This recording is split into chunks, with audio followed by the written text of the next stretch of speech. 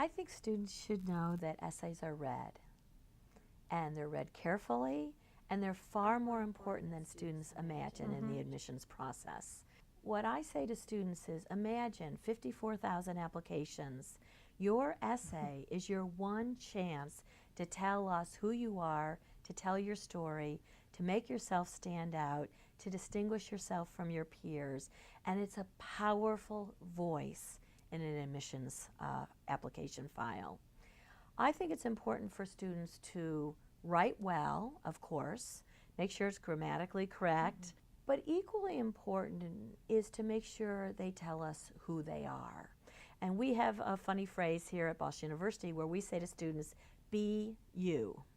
And we really mean that. Be yourself when you're writing your essay. Don't try to be someone else, but really everyone has something that's unique about themselves. And it doesn't mean that you've climbed Mount Kilimanjaro. I mean, I think students think big and grandiose when they hear words like be distinctive. That's not what we mean. Just tell us your own story. One of my favorite essays last year was by a young man who wrote about his grandfather. Most students have a grandparent and they'll say, that's not unique. But it was the story this young man told about his grandfather, who didn't finish high school, who never had an opportunity to go for higher education, and that how his grandfather instilled in him from a very young age how important it was to do well in school, to reach for the stars, whatever your dreams may be. And he was a great motivator for this young man.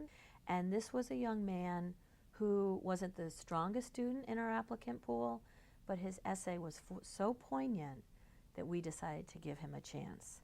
So essays make a difference. It is interesting how many of our elders who were deprived the opportunity of education see how important it is and inspire, you know, their family members to pursue education at the highest level. Would you accept an application from a student with a GED certificate?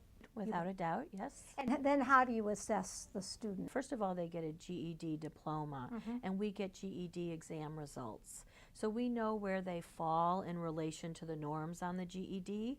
So we know where their strengths are because they give us individual GED scores for mathematics. So we get some information. We don't have 4 years of a high school diploma, but we understand how well they did on the GED.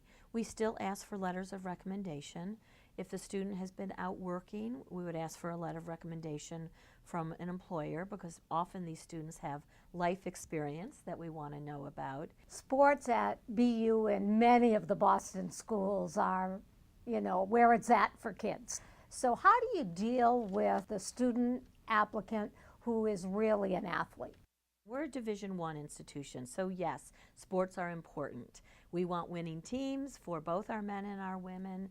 So athletics is important to Boston University, but the admissions process and the athletic recruitment process are parallel processes, but admissions is handled by admissions and athletic recruitment is handled by the coaches of our athletic teams. They let us know when they're interested in a student.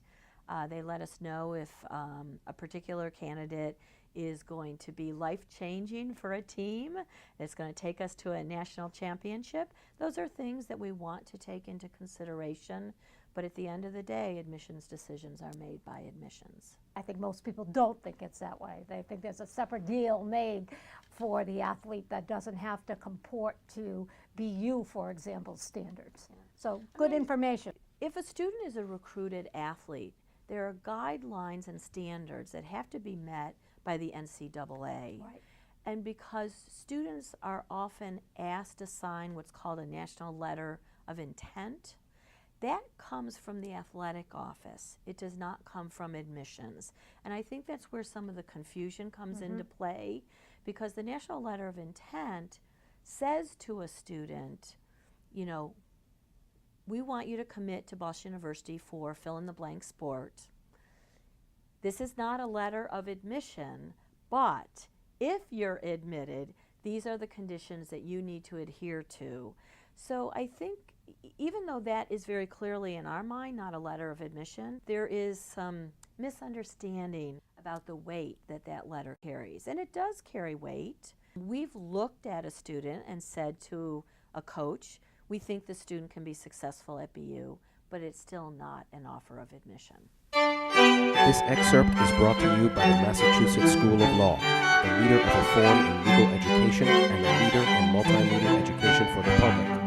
To view the full interview and for a full listing of MSL's programs, log on to mslaw.edu.